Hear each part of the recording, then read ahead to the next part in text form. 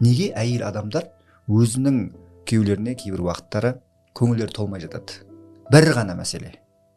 Ол семіріп кетті деп айтпайды, ол жаңағы бой қысқа деп айтпайды, немесе арық деп айтпайды, түрі онша емес деп айтпайды, бар болғаны табыс таппайды дейді.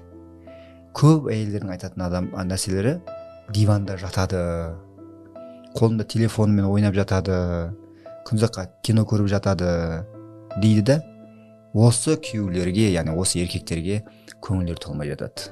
Өзіңнің күйеуің дейді да, үйдегі мәселелерін шешіп қойшы дейді. Яғни продуктыларды алып қою, тамағын реттеп қою, балалардың үстін жуу, ыдыс аяқты жуу, памперсті өзің барып ала сал деген сияқты.